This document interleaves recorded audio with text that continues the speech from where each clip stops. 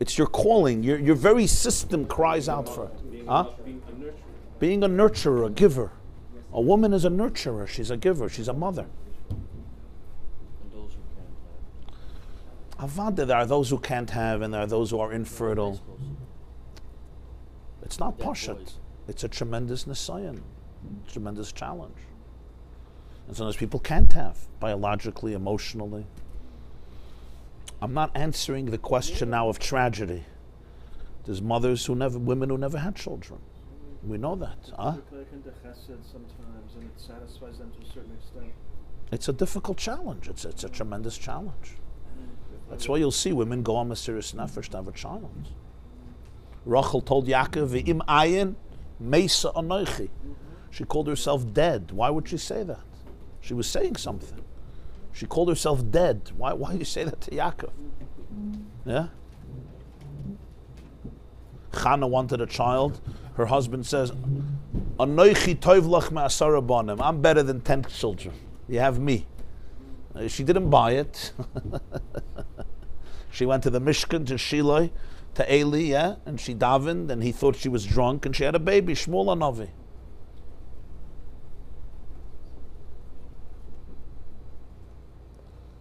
But it teaches you something about, now you're asking, there's people who don't, yeah. It's one of the great challenges, like many other challenges that people have.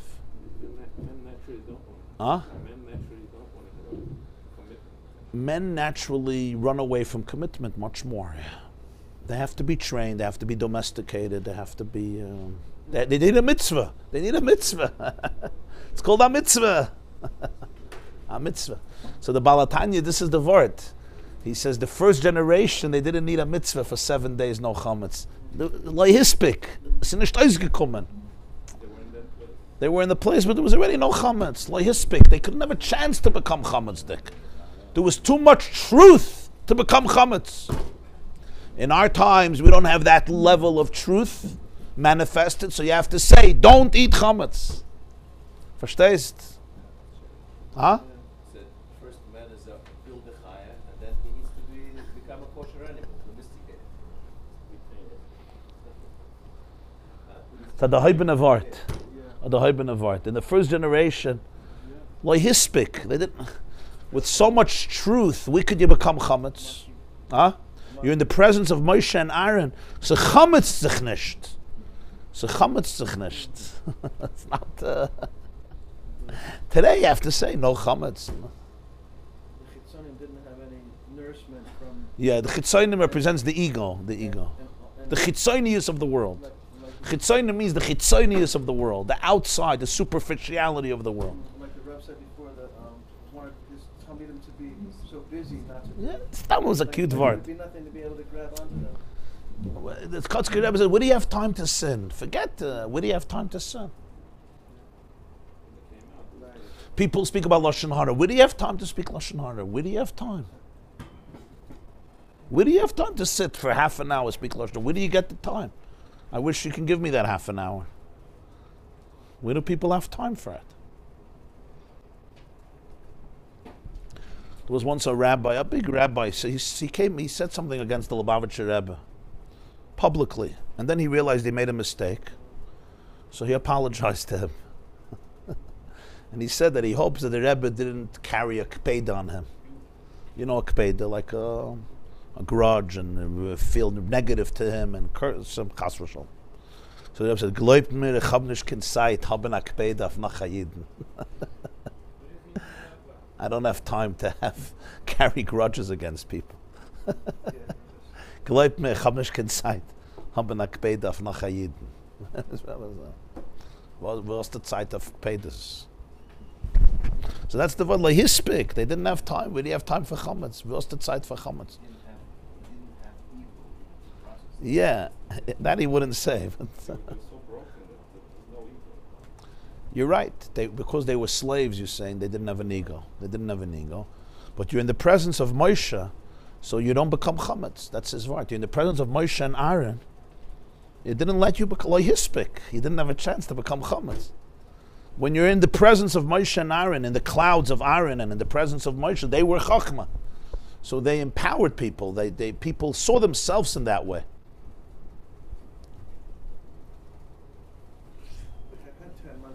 freedom also, right? Huh? They had 10 months of freedom, I think, now. From Rosh Hashanah. The Gemara says that Rosh Hashanah, Batla Avodah, yeah. From Rosh Hashanah. Yeah. Okay.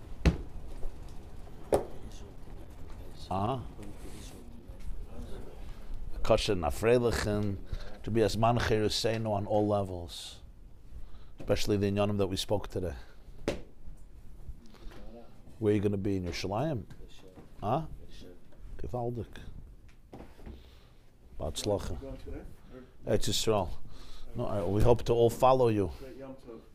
Not only Shana Haba, but also this year. Have a great Yom Tov. Oh, Bruchim Abayim, coming from Eretz Yisrael. He's going, you're coming. Always people coming and going. Bruchim Abayim, welcome back.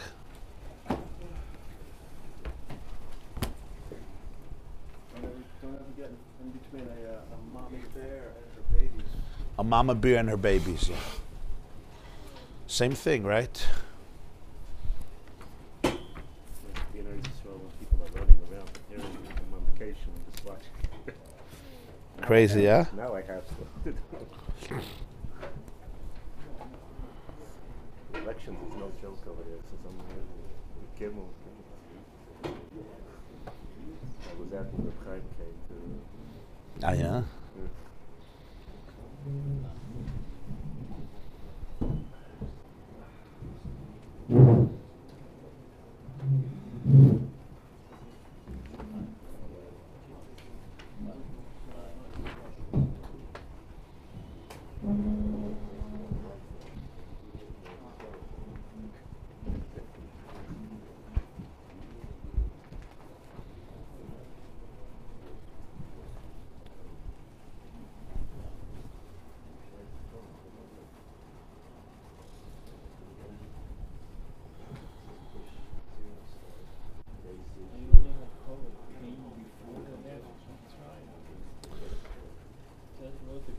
No, when they went into the midbar. When they went into the midbar, they had clouds. It says, Lo yamish amud ha'anan yoimam, right? The amud anan didn't leave them. And the pillar of fire at night, and there was a pillar of a cloud. That says in Chumash. And that's called the cloud of Arim. Then we also know that the cloud surrounded them from all sides. That doesn't say clearly. No, the night of Pesach they were in Egypt, but the day of Pesach they left. Be'etzem hayoym hazeh, they left Egypt. Then they already had the Ammonites. Yeah, as they journeyed out. It says in Parshas B'Shalach that the cloud carried them, yeah. That cloud represents the cloud of Aaron, Chesed encompassing them, which is the first day of Pesach, the way Chacham is communicated in Chesed, and once it's communicated in Chesed, it already impacts all the other days, all the other 6 days, so you don't need a special mitzvah. What did Aaron do so special in his time that he was Aaron. afterwards? He was a lover of Israel. Oyev Shalom v'Roidev Shalom. That's maybe after. He was in his time. What was? No, it says he wasn't Jacobson. He was a Navi. He was not. He was a good man. Marcus, He was a good man. Ah? Love Hashem's children. Yeah. Baron, can I trouble you for a chumash over there in the book? Is this blue chumash?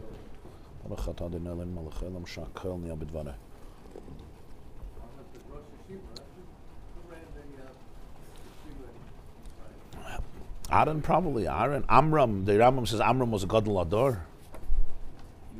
Thank you so much. You mean initially when they came, Yehuda? Yeah. But it says that Amram was the gadol hadar. I mean. So you would establish this. Yeah.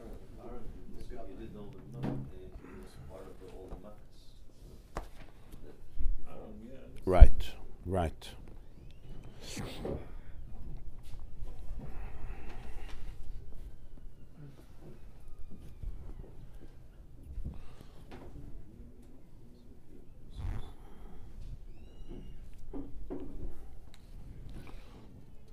Was their first lesson?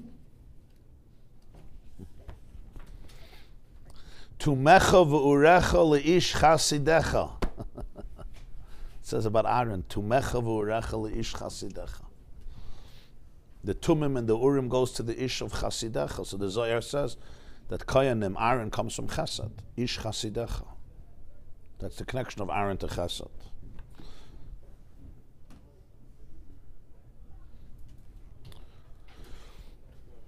Okay. Kuf Tes Vav Amud Aleph.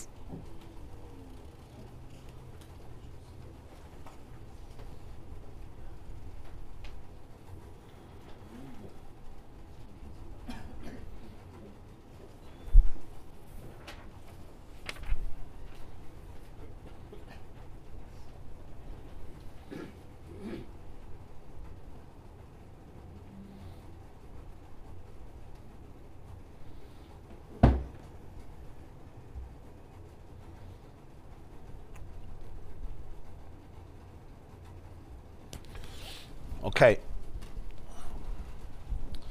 let's summarize and answer a few questions that remained from yesterday.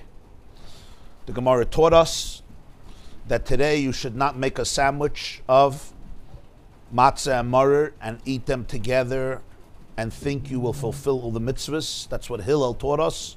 Why? Because the maror is going to alter the taste of the matzah. And matzah is a mitzvah min ha-Torah, maror is a mitzvah d'Rabbanan, and therefore you should not eat the matzah and the maror together today.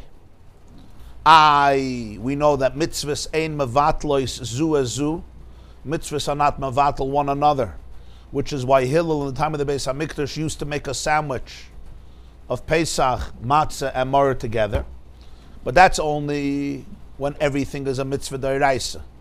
Then one mitzvah is not mevatel another mitzvah. So Hillel can eat Pesach and matzah and maror together, and one doesn't alter the other one.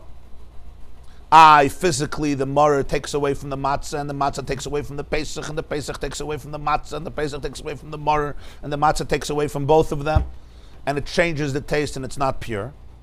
Nonetheless, we have this principle that mitzvahs ein mevatel zu ezu. Mitzvahs ein mevatel zu ezu means, even though it's different tastes, but because in the nekudah, in the core, what is it? It's all a mitzvah. It's fulfilling the will of Hashem.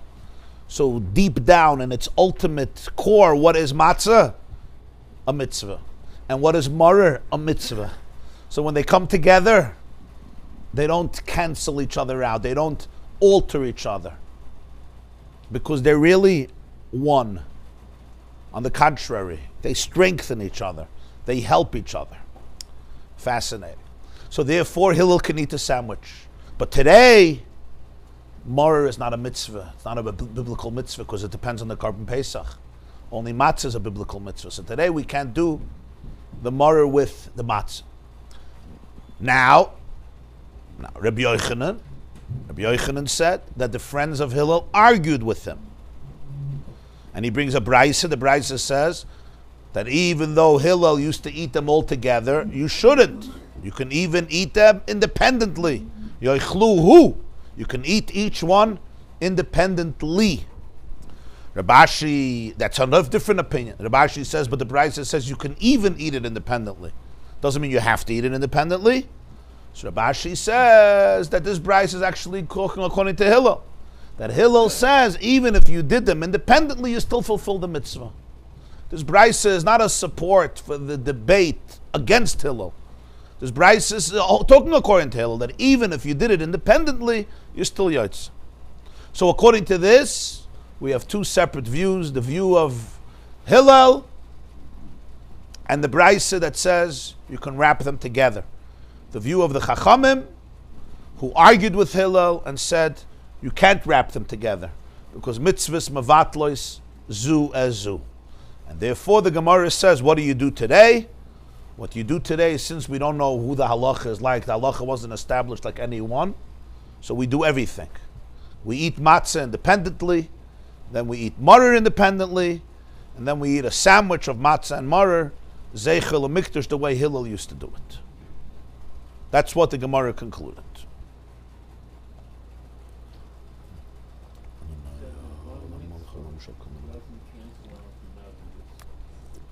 We know when it comes to sustenance,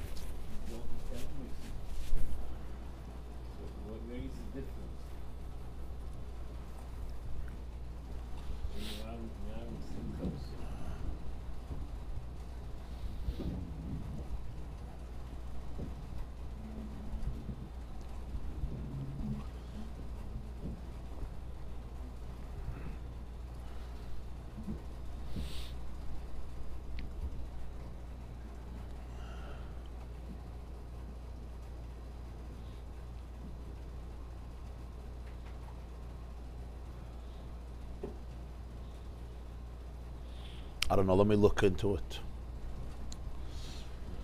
Now, Rabbi Yaakov asked a Gavaldik question. When Hillel said to wrap everything together, what's the pasuk he brought? Al matzos u'merorim yochluhu. Where's that pasuk from? Parshas Bahalois Chapesach Sheni. It says on the second month, on the 14th day of Nisan, on the second month Pesach Sheni, on the 14th day of Iyar, Yasu Oisoi, they should make the Korban Pesach al matzos u'merorim yochluhu. Eat it together with matzah and maror. So Hillel says, because you have to eat it together with matzah and maror, it means literally together. It doesn't only mean in the same meal. It means literally together. You should wrap it all together and eat it.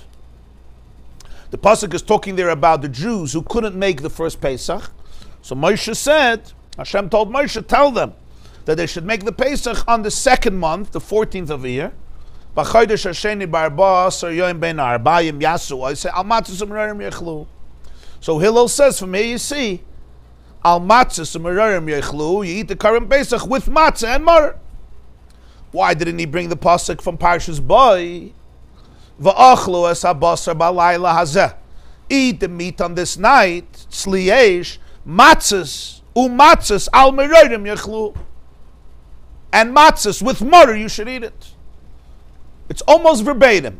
In Parshas Boy it says, eat the meat on this night. Umatzas al merorim yochlu. And matzah with maror eat it. In Parshas Baloischa, bein arbaim yasu, I say, al matzas merorim yochlu. And he brings dafka the pasuk from Pesach Sheni. Very strange. Okay.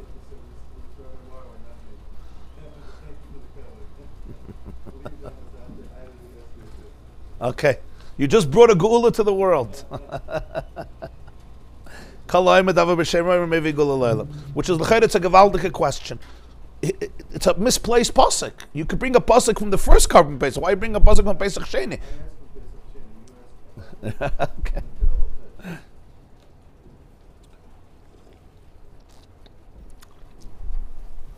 Another interesting thing is in our Seder. When you make your sandwich, as we do today, what do we say? Kein asa Hillel, bisman shebeis hamikdash hayakayim, hayakoyrech, right? Pesach, matzah, u'maror. You remember what it says afterwards? Lekayim, mashenemar, al matzos u'merorim yochluhu. We also quote Pesach Sheni. We're sitting on the Seder, the first Pesach, and we're quoting Pesach Sheni. You didn't realize that. Wrong pasuk. It's not like if you don't have a pasuk, the first Pesach, you say, okay, we learn it from Pesach Sheni. You have a gewaldige pasuk. Great pasuk, Parshas Boy, the first Pesach. V'achlos abasa b'layla zet sliesh al matzos u'merorim yechlu.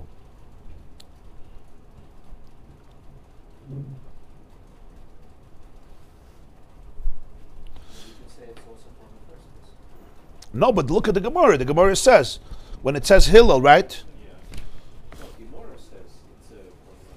It says, Tanya, Amralu el Hillel, Yerkoichem abas achas v'oichlon shenemar al matzos u'merorim yechlu. You see, shenemar al matzos u'merorim yechlu. You see the line? It's the line that starts kederech. That's a pasuk from Parshas Bahaloischa, not Parshas Boy. The other one says al matzos al merorim. Yeah. Yeah? Yeah. The other one says, V'achlos abasa b'layla zet sliesh u'matzos al merorim yechlu. But it says, eat the meat and matzah with maror. I mean, ultimately, it seems like the same message. It's like if we would mention it, it would be very strange to mention because you cannot say start the sentence "Ve matzahs al merorim yechlu." You have to say something which is makes more sense. You can say it's a common sense. It's not necessarily quoting the pasuk "al matzahs al merorim yechlu." So because otherwise, we couldn't bring pasuk from Pesach Rishon. Because it would make a logical sense to speak like that.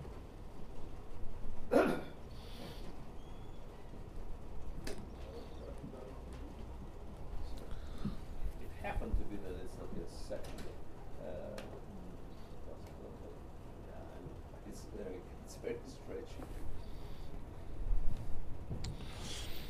Yeah, so I saw a few answers. Two answers I'll share with you. One is from the question is brought in a few svarim. The Rashash brings it, the Pnei Shleimer brings it, Avnei Nezer brings it. Quite a few Achronim bring it. The first answer that's given is that in Parshas Boy, you wouldn't know that you have to wrap the matzah too with the Pesach and the Maror. In Parshas Ba'aloischa, it's very clear. But in Parshas Boy, the word al is only on the Maror. It says like this, V'achlu as habasar, ba'layla hazet sli eish, eat the basar, matzos and matzos, al meroirim yochlu. With the Maror you should eat it. So it's a little ambiguous. You could say eat the meat and the matzah. With the Maror you should eat the Karban Pesach.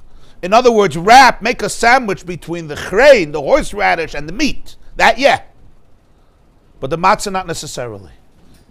Mashenkin in Parshas Ba'aloischa, it says clearly, right? The blushing in Parshas Ba'aloischa is Yasu oisoi al matzois umeroirim yochluhu. Much clearer, eat it with the matzah and the maror. And Hillel, of course, has in his wrap all three. Chassam Sofer says that in the first Pesach there were two separate mitzvahs. There was a mitzvah of eating the Karban Pesach. There was a mitzvah of eating matzah. Because the word achila, the term achila relates both to the Pesach and to the matzah. And the maror was subservient to the Karban Pesach. In other words, it says by the first Pesach, what's the lashon? V'achlu asabasa balayla azet sli eish umatzos. Al meroirim yochluhu. So the mitzvah of eating is going on the Karban Pesach and on the matzah, and the maror is subservient to both of them. In Parshas Ba'aloischa, it's not that way. It says Yasu oisoi al matzos umeroirim yochluhu. In other words, by Pesach Sheni, the matzah is also subservient to the Karban Pesach. In the first Pesach, you're eating matzah, you're eating Karban Pesach. Equals. The maror is subservient to the Pesach. By Pesach Sheni, the matzah is also subservient to the Pesach. If you're not eating the Karban Pesach, you're not eating matzah, because the achila there is on the Karban Pesach. By Pesach Rishon, let's say you don't have a Karban Pesach. They're still eating chametz. They're still eating matzah. The maror not, but the matzah, yeah. Pesach Sheni, everything is subservient to the Karban Pesach. If you're not eating the Karban Pesach, you're not eating the maror, you're not eating the matzah. Because by achila, the word achila in Ba'aloischa is only on the Karban Pesach. Yasu oisoi al matzah sumeroirim yochluhu. Unlike in Parshas Boy.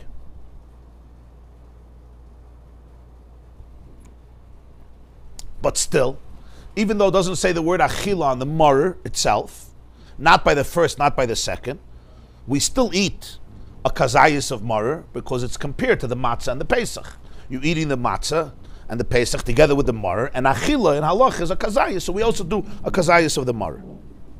So the Chassam Sofer says that's why Hillel takes the pasuk of Pesach Sheni, because even in a case when the matzah and the maror are subservient to the Pesach, so you have two kazesim of something subservient. Keneged, one kazayis of the Pesach, which is the Iker, nonetheless, you could still do this wrap. By Pesach Rishon, yeah, it's the Pesach and the matzah, the Iker, and the maror is a tafel. Here, the two things that are subservient are two kazaysim, and the Pesach is one kazayis. So it's a much bigger chiddush that even though that's the case, that the Iker in quantity is much smaller than the two things that are subservient, nonetheless, ein mevatla zu zu, and you can all eat it in a sandwich. Sai Pesach Rishon, Sai Pesach Sheni. It's not necessarily equal to because that taste improves the taste of meat as well. You eat meat as Right, but the point is, if you don't have a Pesach, you're not going to eat maror. You're not going to eat maror. There's no mitzvah of maror without Pesach. And the maror is an outgrowth. It's an accompaniment to the Pesach. as a sandwich actually improves the taste. Yeah. It depends how we look at it. Either it alters. Right? Okay, it's the world of a sandwich. But if the matzah if the mitzvah is to eat it purely, that's the challenge. That's the chiddush of mitzvah semavat lazu. I saw that the Belzer Rav once said, why do we say in our Seder the second pasuk? Not only because the Gemara quotes the second pasuk. He says it's also much deeper. Hillel used to do this Beis Hamikdash Hayakayim. Pesach, Matzah, Maror. Yeah. We don't have a Beis Hamikdash. We're just doing the Matzah and the Maror. So we bring the pasuk of Pesach Sheni to pray and hope that if the Beis Hamikdash will be rebuilt between Pesach Rishon and Pesach Sheni, so we'll still be able to bring this Pesach and eat Hillel sandwich. That's why when you say it by the Seder, you bring the pasuk of Pesach Sheni as a silent prayer and hope that this year there'll still be a Pesach Sheni, he'll be able to redo it the way Hillel did it. That's what he touched. That's why we bring the second pasuk when we say Kein Asa Hillel. Because there is a shit in Yerushalmi, shit of Rabbi Yehuda, that if there's no Beis Hamikdash by Pesach Rishon and the Beis Hamikdash gets rebuilt in the middle, do you have to bring a Pesach Sheni? On one hand, you could say you don't have to, because there was no Pesach Rishon, there was no obligation, because we didn't have a Beis Hamikdash, we didn't have a Mizbeach. Or you could say no, but there's Pesach Sheni. Right? According to the opinions, many opinions, that you would have to, because Pesach Sheni is separate, it's not dependent if there was Pesach Rishon. Even if Pesach Rishon, you couldn't bring a carbon because there was no Beis Hamikdash, you still mechuyev Pesach Sheni. So that's why we bring the second pasuk to be meramis, to intimate that we could still have the kairach.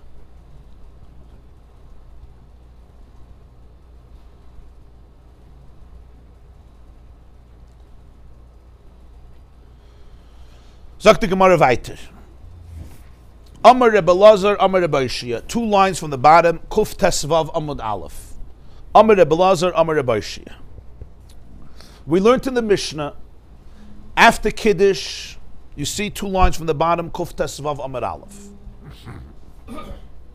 Amar Rebbe Lazar, Amar Rebbe Yishia. Rebbe Lazar said in the name of Rebbe Yishia.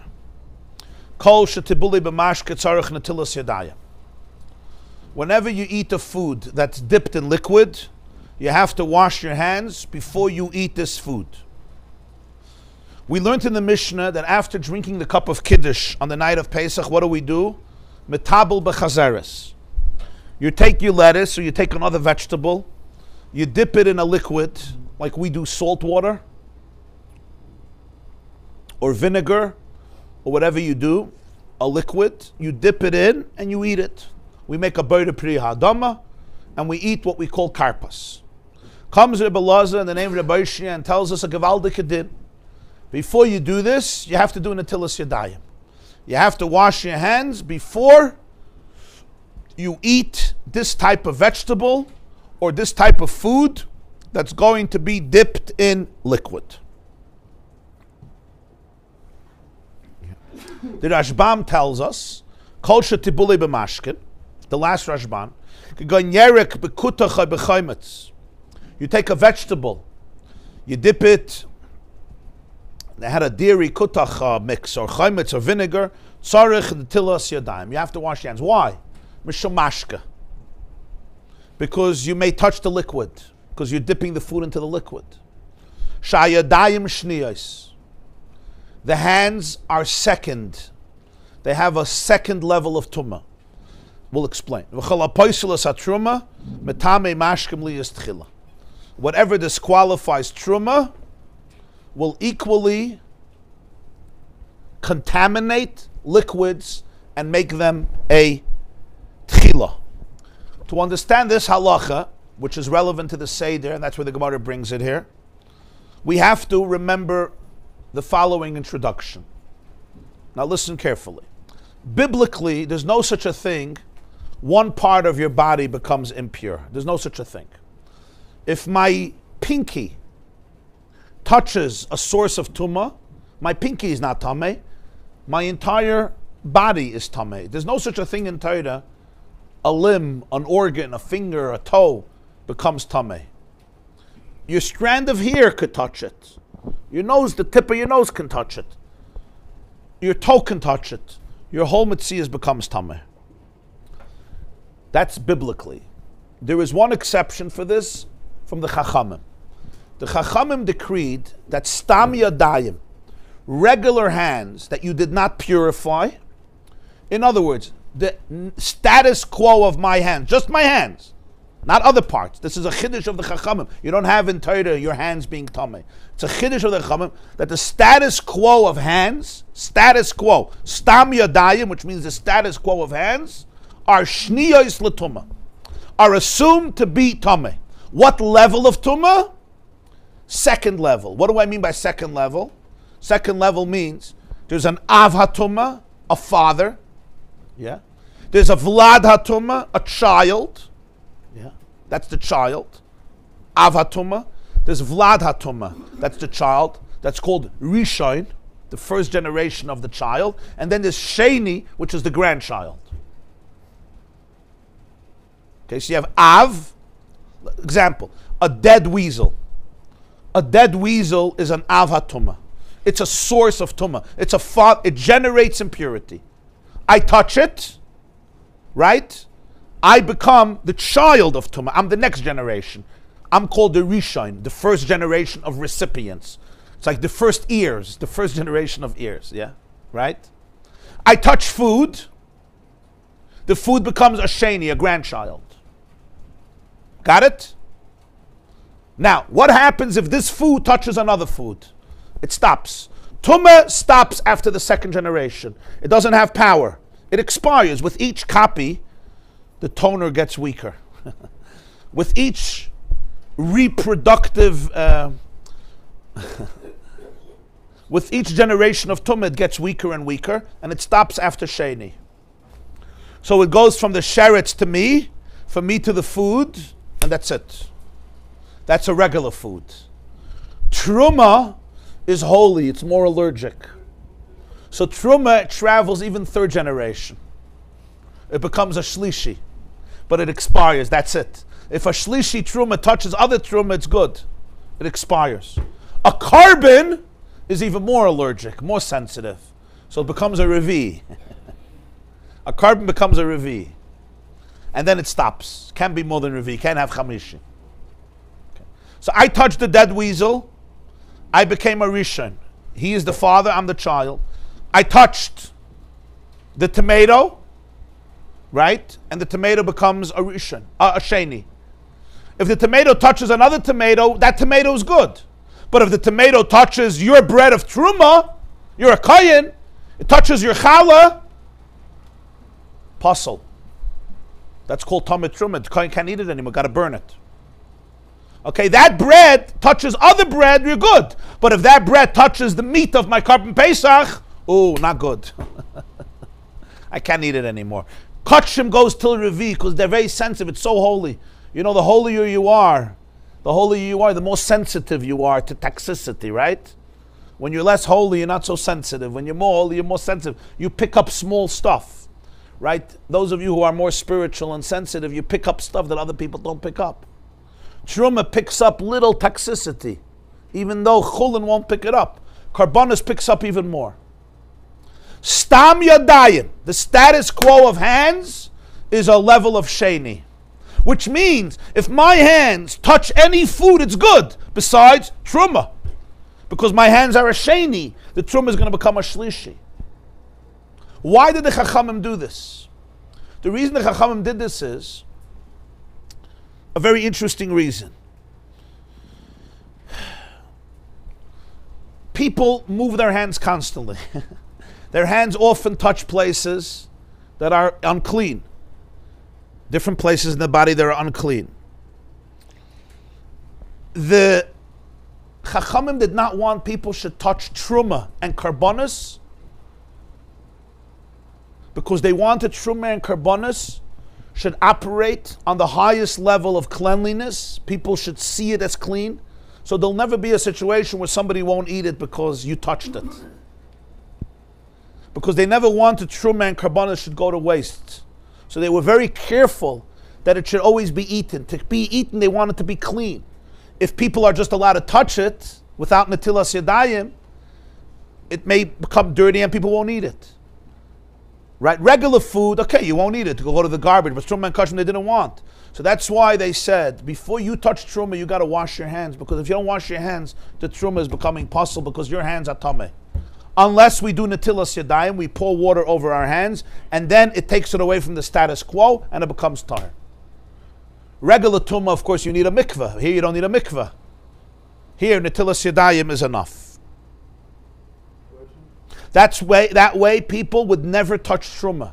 They would never touch kachim unless they clean their hands, which was exactly the point. The fascinating thing about this is, and you shouldn't underestimate this, it's only in the last 150 years that we know what the germs and bacteria is and how it travels and transfers so swiftly because of things we touch. In the ancient world, they didn't understand this. The Black Plague killed much of Europe, right? Millions and millions and millions of people. Nobody understood the concept of bacteria. Nobody understood the concept of germs. But who did they blame the Black Plague on? The Jews, because the Jews were dying less. Why were the Jews dying less? Because netilas yadayim, because the hygiene, because washing of the hands, okay? When women were dying in labor after birth, and the famous doctor Semmelweis, he said they have to wash their hands. People said it's a Jewish plot. It's a Jewish plot. They made fun of it. So the Chachamim understood, fascinatingly, it's not just the dirt, my hand touches mud or my hand touches a certain part of the body. The hands are very, very sensitive. They carry a lot. And therefore they wanted those hands clean as much as possible. They're not going to say before you eat anything you have to do netilas yadayim, because that would make it very difficult, especially water. They didn't have access to water like we have today. Sinks. You had to get water from rivers and brooks and wells and cisterns and lakes and oceans. It was not a simple thing. You didn't have a sink in your house. We don't even understand what it means. Right? But you go to Ukraine, you go to other countries, and they still go to the well and they draw water. Not a pashta thing, like Rivka went to the well. But for anything more sacred and holy, there was this sensitivity of cleaning your hands. It's very fascinating. That's step one. Clear? This is step one. Stam yadayim shniyos l'tumah. Chometz, vinegar. He means a liquid. Chometz, vinegar. I don't know. They used to do it, yeah. Yeah, it was very common. Yeah, I guess so.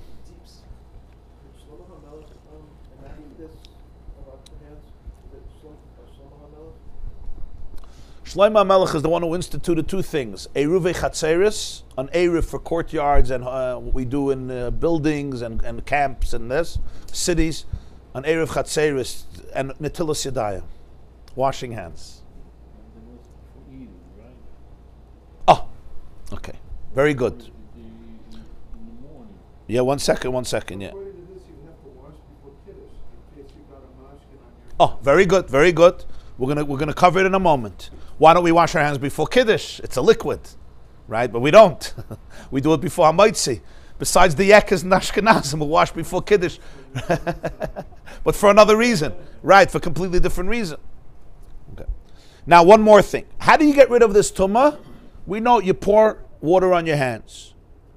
By the way, if you want to eat karbonis, pouring water on your hands won't be enough. You have to put your hands in the mikveh. It helps for the third level, not for the fourth level. Netilas yadayim helps for truma, not for kachim. For kachim, you got to put your hands in a mikveh, which is a greater source of purity than just pouring water on your hands, because that could be from a sink. Al tvilas yadayim, yeah. Right. Just the hands are tameh.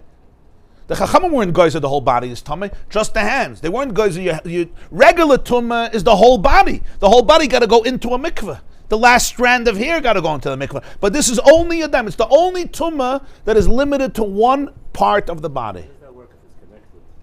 Why is it the body? Because it's basically the part that moves, my elbow is not... It's one thing.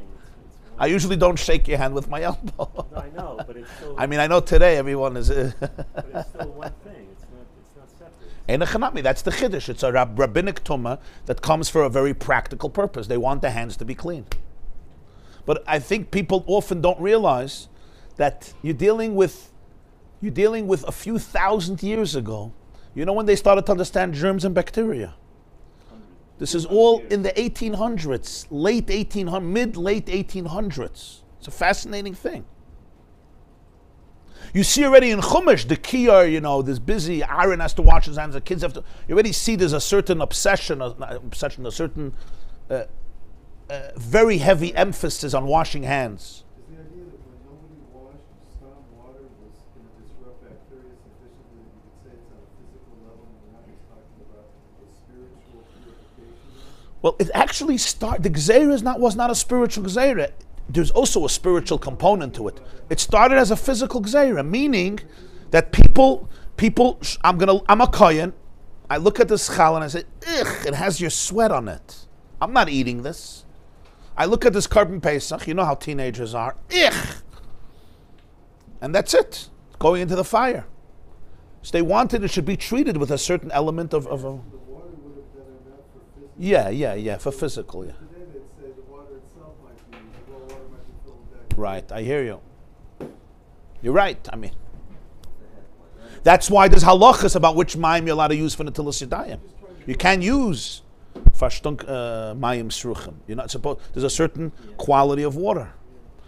Was it always the best of water? I mean.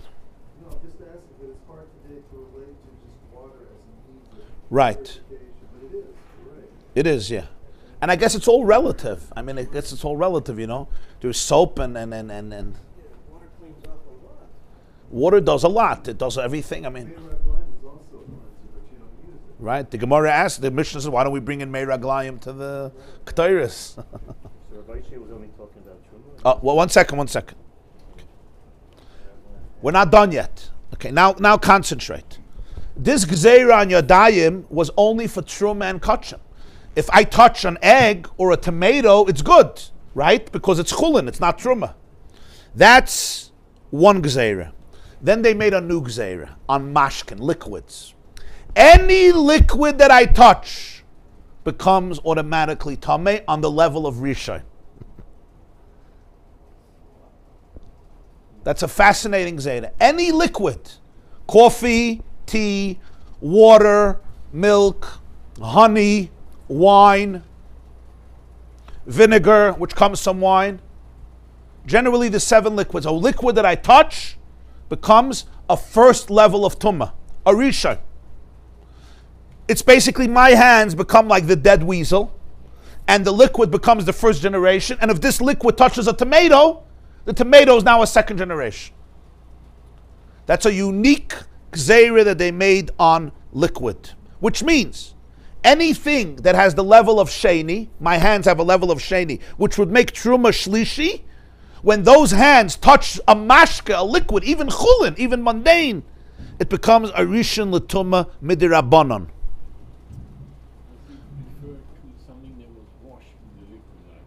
Of course, if the food was not ever washed, if the food never had a liquid overcome it, it can't become tameh. Food has to become edible for tumah. It's called hechsher only if liquid fell on it. No, I'm saying something else. You wash certain foods like you have strawberries, you wash them off and they're wet now. Is that the same union as touching a liquid now? Yeah. Is it Rishon and Sheni and Shlishi? It's always the Rabbanon because of the Torah there is no such a thing. On the Torah there is a Shlishi and Revi. Shlishi and Revi, yeah. But the Rishon also, no? No. Rishon is the Oraisa? Yeah. So there is a Rishon the Oraisa, Rishon the Rabbanon. Yeah. That's the difference. Yeah. Okay, there's differences. When does a person ever touch a liquid? Oh, good question. One second. That's the halacha now. So this means as follows. If I take a food, yeah, and my hands are not washed, and I take this food and I dip it in a liquid, what happens to this liquid? It becomes a rishon l'tumah. Now the liquid makes the food a sheni l'tumah. So the food I'm eating is tameh. So Rabbi Oshia said, before you dip a food in liquid, you always have to wash your hands. Because if not, the liquid becomes a rishon. The liquid is touching the the carrot, the carrot that I dipped, or the parsley that I dipped. So now the carrot or the parsley became a sheni, and now I put it into my mouth. I ate tamadika food. I may touch the liquid. I take my karpas. You take a potato, you put it in salt water, right? You touch it. That salt water became now a rishon l'tumah. The salt water is now on the potato. The potato becomes a sheni l'tumah. You're eating the potato. It's a tamadika potato. Go wash your hands before. Now when you touch the liquid remains pure. So you're good. Now we have to understand, okay, great. What's the problem? So it becomes tameh. Right? Tzchulin. So you ate a tamadika potato. So what? So you ate a tamadika potato. Why would they care? What's the issue? So there's two different tracks in the Rishonim how to understand this Gemara, which results in a major issue. Do you make a bracha? We all know before karpas we don't make a bracha. Also, it's in Mitama the peh. Okay. Is about speaking. Fine. We all know we wash our hands before karpas, we don't make a bracha. Right? By rachza, we're going to make a bracha on the bread. Here we don't make a bracha. How do we understand this? The answer is, it's not so simple. There are two different ways of understanding this halacha. One way is, it's just like they told us to wash our hands before bread. They told us to wash our hands before we touch liquid. What's the concept? Why do we wash before bread? The answer is because kohanim are not allowed to eat pasal truma. If I touch my hands to bread, it becomes pasal. Kohanim eat with their families. Often parts of their families are not kohanim. The Chachamim understood to make only kohanim wash their hands before bread would be unfair. Because basically they're always looking for water and everybody else is eating. So that's why they made a gzeira that anybody who ever eats bread has to wash their hands before. Why? Because since the kohanim have to wash their hands before they eat their bread, most of their truma was turned into bread. The grain usually was turned into bread. So most of the truma was turned into bread, right? So therefore, the kohanim always had to wash their hands before bread because it's going to become tameh and they're not going to allow to eat, not going to eat it, not going to be able to eat it. It's going to become pasul. So therefore they said not to distinguish between any Jews, that everybody got to wash their hands before bread. You're going to ask, nobody's eating truma today. The answer is, the poskim say, Siman Kuf Nun Ches, because Jews await Mashiach any day, every day and any day, the kohanim are going to start eating truma. They're going to have to wash their hands. If they're not used to washing their hands, all the truma is going to become pasul, and therefore for 2,000 years we don't sit down to eat a meal before. We don't sit down to eat a meal before we wash our hands, because Mashiach could come any day. People don't realize this is the reason for the halacha. The whole Netilas Yadayim is about the Geula, about Amun and the Geula. Every time you wash your hands before bread, Shabbos, weekdays, Pesach, Yom Tov, Shavuos, Sukkot, days, night, Shabbos, anytime, it's because of Ani Mamin Be'emunah Shleima Chakla B'chol Yom Sheyav. When did they establish that? No, not the only reason. We'll soon discuss something else. When did they establish that everybody has to wash besides kohanim? The kohanim have to wash because Stam Yadayim poistless, right? Once they did it on the kohanim, they didn't want to be mechala between kohanim and Yisrael. It would just be very, very difficult. You're sitting with your son-in-law. He's a kohen. Yeah. Sorry, you can't eat. Everybody goes wash. That way, it became an issue of Klal Yisrael, not single out kohen. They always have to schlep and schlep and schlep. It's contrary to the way they have to be treated. So everyone washes their hands. There's no truma. So the poskim explain in Siman Kuf Nun Ches, the Lavush, the Mishnah Brura, Shulchan Aruch Harav, because we await Mashiach's coming every day, so we're going to go back to this, so therefore we don't distinguish. Fascinating. So this is bread. That's the reason, by the way, on cake we don't wash. Why? The answer is because most truma wasn't turned into cake. Today we eat a lot of cake. Most truma was turned into what? Into bread. What about wine? Right? Truma was turned into wine. Tirish, yitzar, oil. The answer is wine and oil you don't touch. You drink from a cup. It's very rare that you put your finger into the wine. Because it's very rare, we're not afraid the kohanim are going to touch it. So therefore, you drink wine, you don't have to wash your hands. There's wine of truma. Taka, if the kohen is going to touch wine of truma, he has to wash his hands, but we're not going to make everybody wash their hands before wine because it's not something that you touch. But bread, you can't eat without touching. So the gzeira is on bread. By the way, that's why there's certain breads, we call them mezainas bread, right? Pasaba bekisnin. If the bread is made with certain ingredients, like cakes, these types of breads, we don't wash. Why not? It's all based on one thing. Because it's not a food that they used to make the basis of the meal, and therefore it wasn't usually, the truma wasn't used for that. It's all about how much it's connected to becoming truma, to being truma.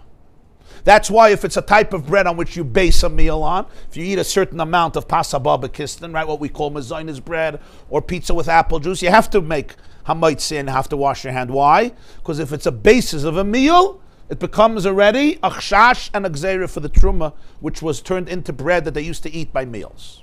Most of the truma. Is it possible to make truma into a cake? Of course it's possible. You could take truma and make it a cheesecake. You have flour, you do whatever you want with it. The kohen could make a cheesecake. But they weren't geyser that every cheesecake I ever eat, I have to wash my hands. Because it was not the common thing. But bread, if there was a kohen in the house, or even by you, there's a bread, there's truma bread. It's like you have a few types of crackers. You have truma bread, you have chulin bread. It was just part of Jewish life. Got it? What about mashkin? Liquids, right? Because liquids, okay, number one, are easier to become tummy than food, because food have to be wet before they get tummy.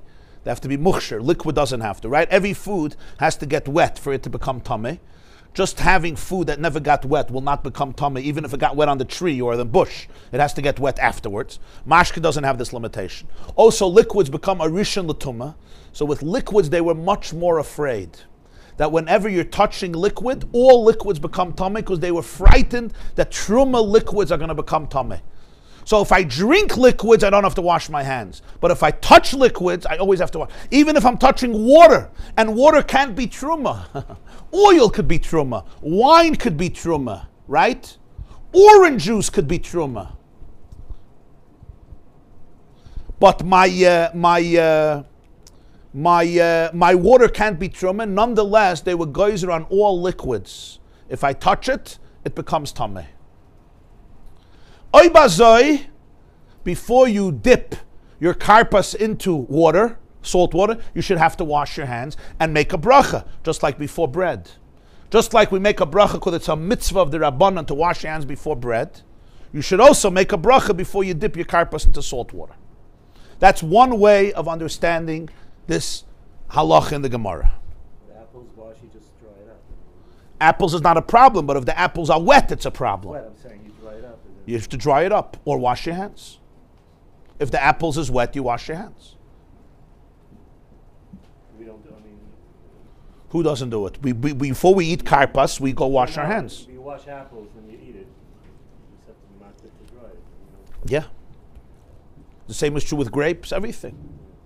Anything that tibuloi b'mashka, that's what he says, needs a tilas yadayim. So why the Agoda never explains it? That's the question that never explains it. 1 second. Okay. But not with Zman Hazeh, but not with Zman Hazeh. We saw, I think last week, that someone who washes is considered egotistical. Someone who washes for fruits or vegetables is considered... Megasi haruach. Because that's extra. Hanoitul yadav lepeir says a megasi haruach.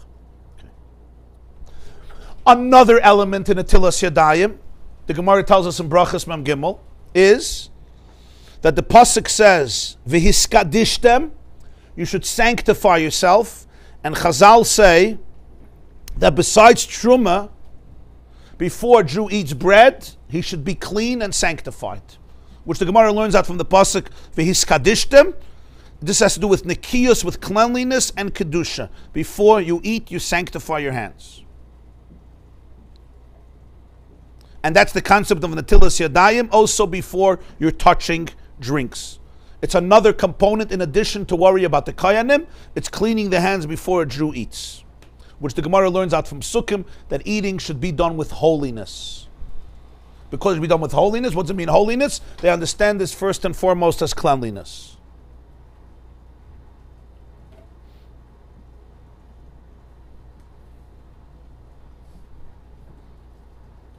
Just like we wash our hands before bread today, we will wash our hands before we do the tibulei b'mashka, and according to this, you make a netilas yadayim.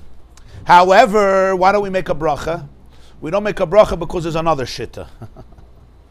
And the other shitta is a little different. The other shitta is, Tosfos says that Rabbi Oshia believes that a person is not supposed to eat or drink tamadika food, even though biblically it's not a problem. But the Chachamim did not want you to contaminate your body through impure food, even if it's chulin. That's why they don't want the liquid to become tameh, because it's going to make the food tameh, and you are going to transgress the rabbinic prohibition of eating tamadika food. Some Rishonim say it's not a prohibition. It's basically, they said if you eat it, you'll make you tameh, but it's not a prohibition. It's just, they said it's going to make you tameh. But everybody is maida that pious Jews would eat chulin betara. They would always eat pure food, even chulin, even though it's not necessarily a prohibition, but it's certainly a caution that many, many Jews accepted upon themselves. Right? According to this, Rabbi Oshia would be obligating certainly those pious people, but perhaps also everybody else. According to this, you don't make a bracha on the tilas yadayim. Why? Because it's not a mitzvah. What is it? It's just avoiding a prohibition of contaminating yourself by eating contaminated food. An example, when you clean out the fats of a behemoth that you're not allowed to eat, you don't make a bracha. Why? Because you're just avoiding a prohibition. Whenever you avoid a prohibition, you don't make a bracha on it. Let's say you have a tray for chicken in your house. You're supposed to get rid of it. You don't make a bracha. Why don't you make a bracha? Because you're just avoiding a prohibition here too. According to this, you wouldn't make a bracha on the tilas yadayim.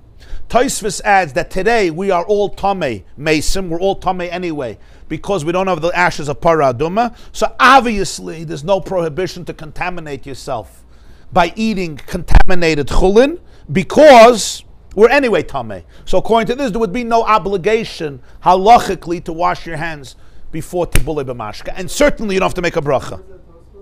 Here. Kol tibulei b'mashka, the last one.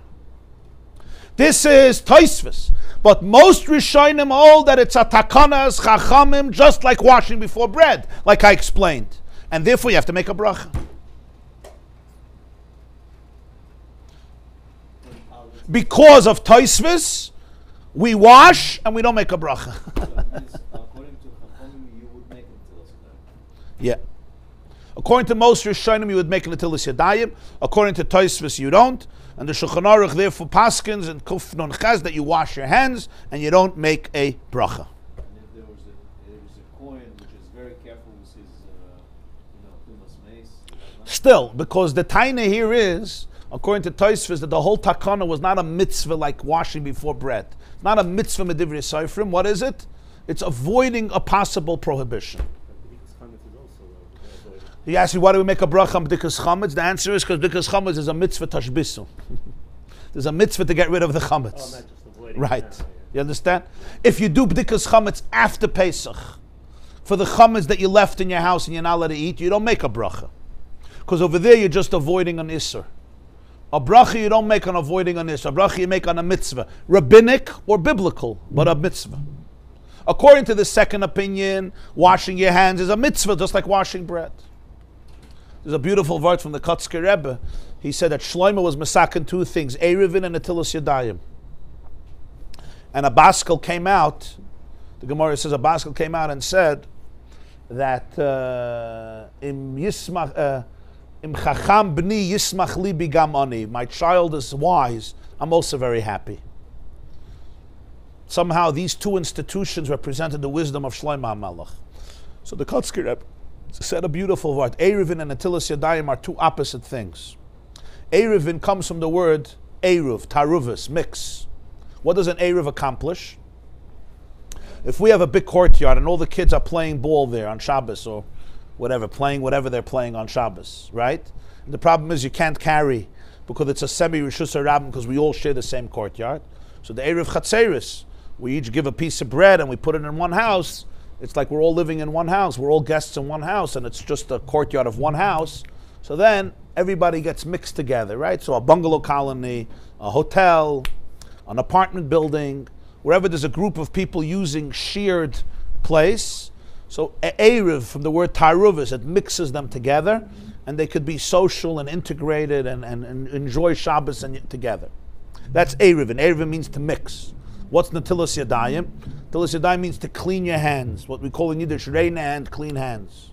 So he said the wisdom of Shlomo HaMelech was to institute two things, Erevin and Natilas Yadayim.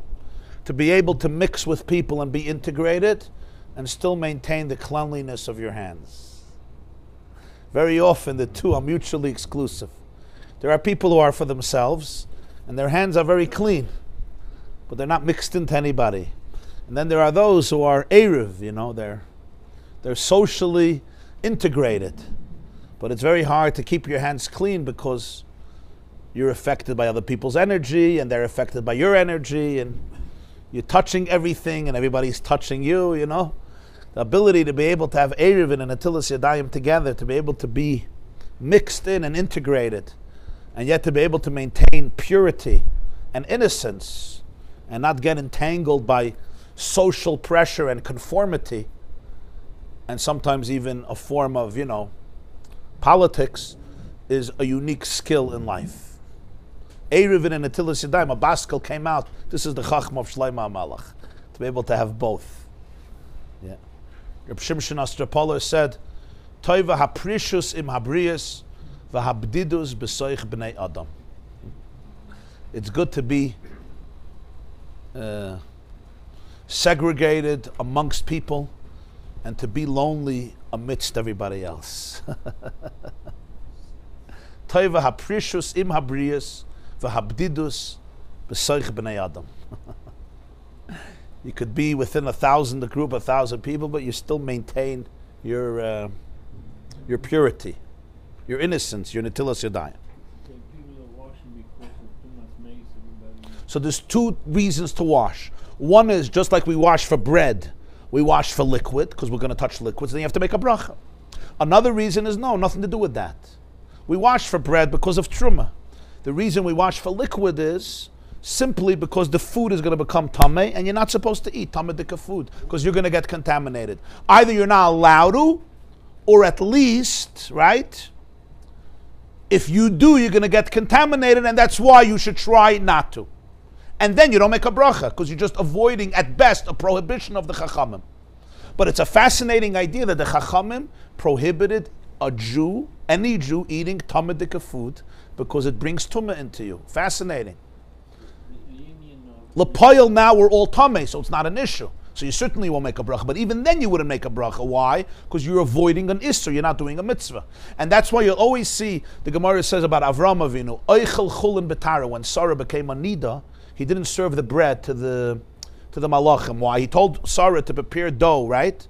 Lushi vasi ugas. So Rashi says, why didn't he give them bread? Because Pirsa nida, she became a nida while she was kneading the dough. So why wouldn't he eat it? So she became a nida. The answer is because he was oichel chulin betara.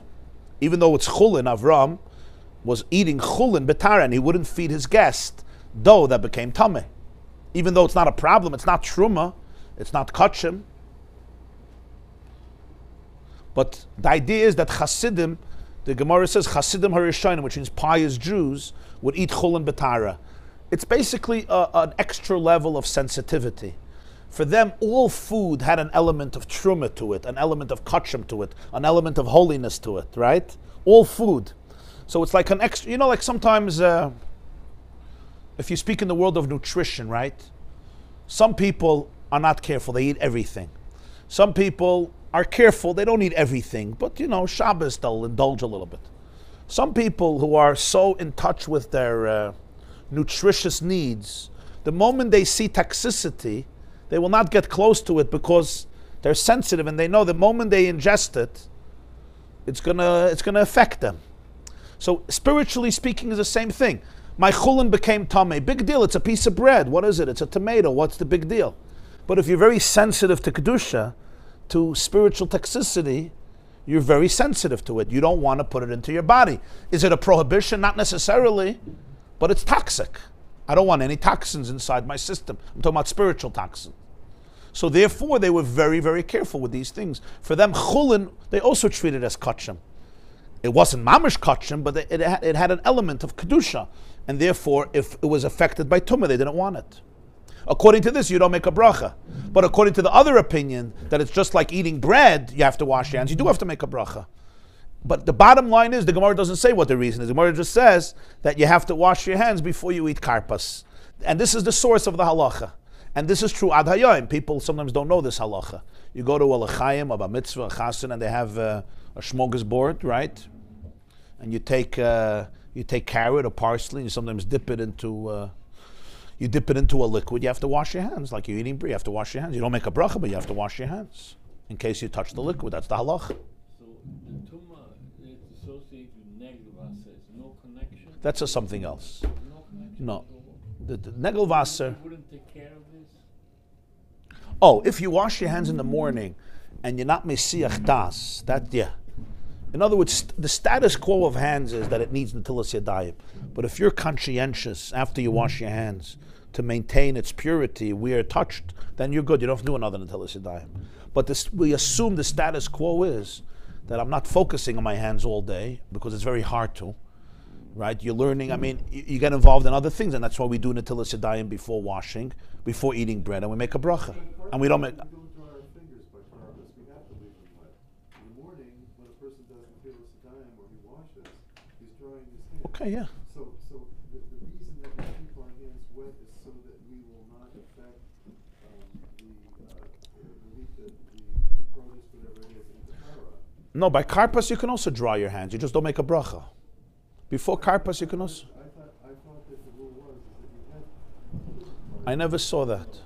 No. Why? You don't have to. No. So in other words, if a person's washing their hands and they're eating fruit, I thought if it was wet, the thing that you're going to eat is wet. If your hands are already wet, then there's no problem. But That's not the issue. The moment you washed your hands are good. so once you take them out, Yeah. and the second question was by the Oxdorfer, who was the one that was in Europe and Yeah. took his beard off to save. What was the second part of his word? You said that something has to be segregated. It's good to be segregated amidst people, amidst other creatures, and to remain lonely amidst humanity. I want to finish with this point because it's also very relevant. The Shulchan Aruch says this is only relevant when you're dipping your food into one of the famous 7 types of beverages in Torah, which is yad, shachat, dam. Yayin, wine or vinegar. Dalet is oil. Dvash, honey, right? Then there's dvash dvarim. This is honey of bees. Yeah. Then you have yad, shachat, dam. Shin, which is shemen, oil. Ches, which is chalav, olive oil, and then ches is chalav is milk. Then there's tes is tal, which is dew, and then there's dam, which is dalet is blood, and then there's mayim, which is water. The siman is yad, shachat, dam. Those are the 7 liquids that the Torah defines as liquids. These are the liquids that if a food gets wet with any of these liquids after it's harvested, then it becomes susceptible to tumah. If it doesn't get wet with any of these liquids, a food is not susceptible to tumah, right? So for example, apple juice or orange juice, according to this, would not qualify. Okay, so if I take my carrot and I dip it into some, some beverage, right? It wouldn't be an issue. According to this, it's only shiva samashkim. Water is a problem. Salt water is karpas. Vinegar is an issue. That's why you have to wash your hands, because these are the 7 beverages that become tameh. Even though apple juice is mixed with water, doesn't it? It's mostly water. If it's the majority of water, then you have to be careful. Yeah. You see all the time people buy fruits and berries, and usually it says on the package, wash before eating. But when it's wet after that, you don't see people wash. You're saying alcohol, you should. Well, if you're drinking a beverage, you never have to wash your hands. Why? Because you're not touching it. Also, those foods that we usually eat with a toothpick or a fork, right, you also don't have to wash your hands because you're not touching the liquid.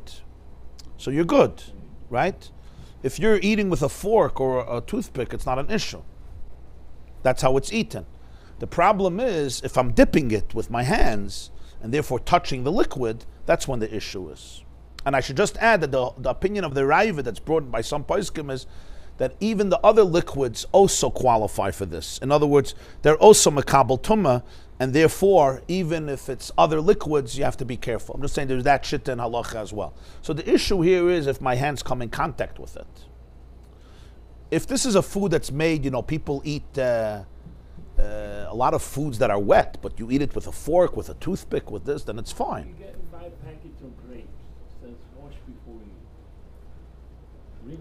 Rinse off before you eat. Normally people don't eat the grapes with a fork or toothpick. You're saying the grapes are all wet, and everyone is eating these grapes, right? Everybody's eating these grapes. According to the halacha, then you should wash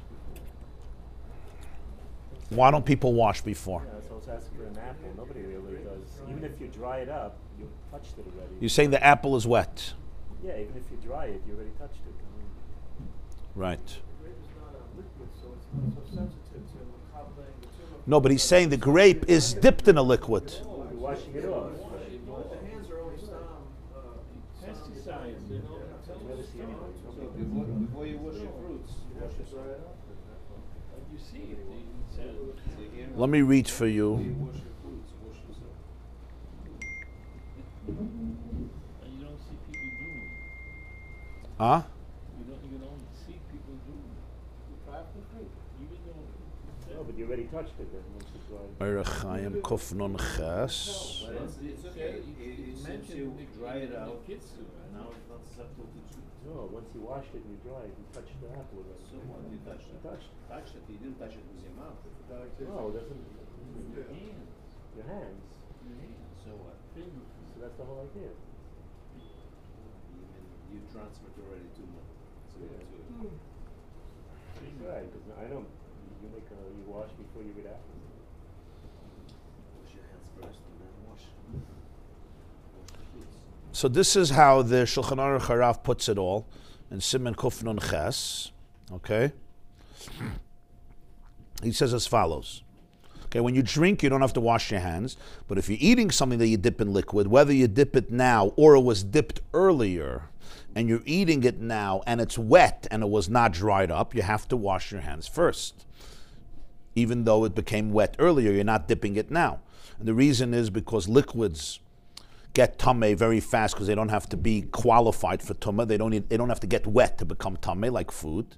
And also, even regular mashka that your hands touch becomes a rishon l'tumah and makes all other foods and liquids tameh even a little bit. So the Chacham were more machmer because of truma. They were so afraid that if mashkin becomes tameh, a lot of truma could become tameh, right? Because mashkin transfers the tumah to another food and another drink easily, and that's why even if it's like water or honey, which is not going to be truma, you don't give truma from honey because it comes from bees.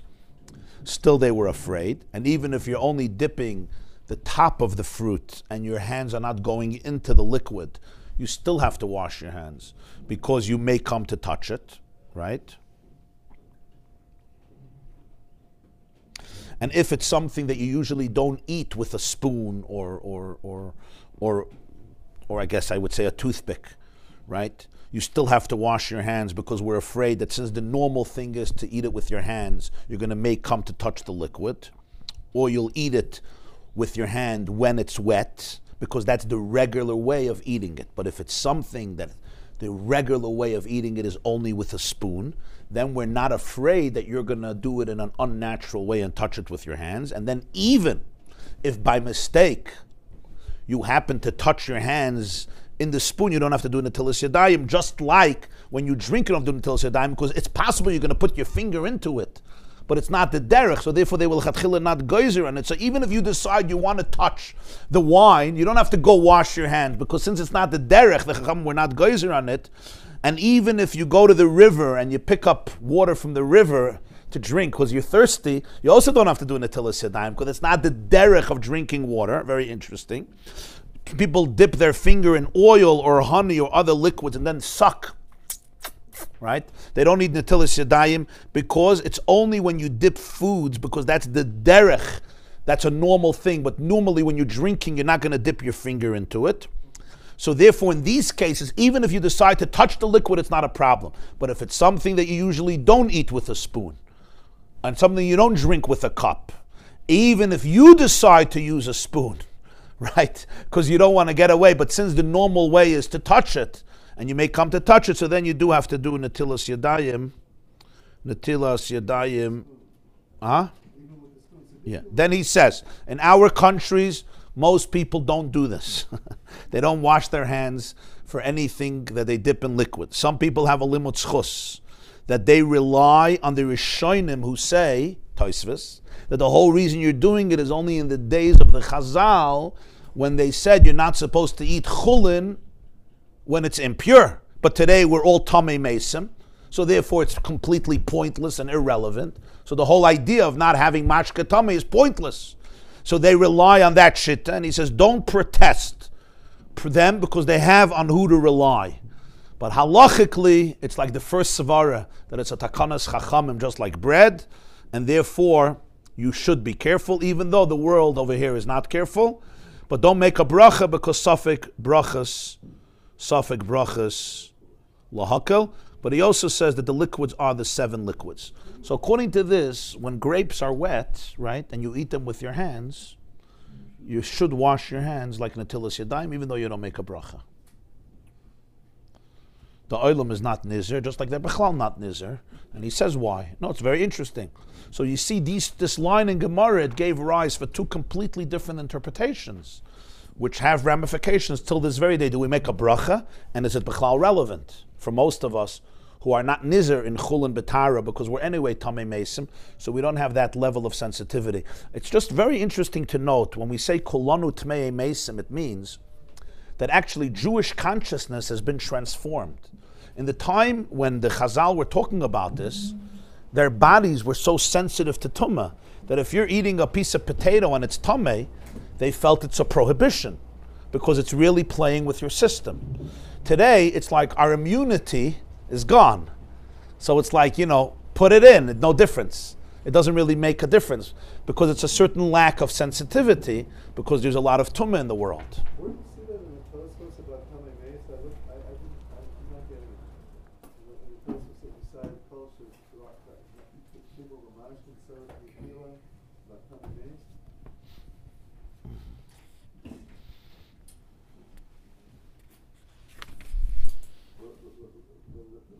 The puzzle is gufo. Is that what he's talking about? It's on the Amid Bays. Amid Bays, that's what he's talking about.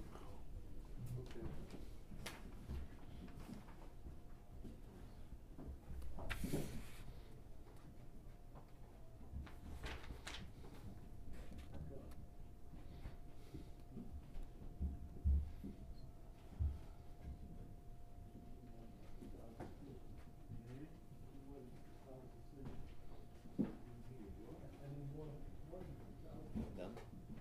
Yeah, thank you. You see, the line starts lemigzar. 1, 2, 3, 4, 5. Ulefiza nira the ein levarich al oisa natila, kivan the leka hacha mitzvah lishmaya. Right? Wait a minute, it starts lemigzar, you said? The line starts lemigzar. And then the next word is shama? Yeah. So he says, don't make a bracha because it's not a mitzvah. Okay. Now after that, a line later, v'kol shekain anan.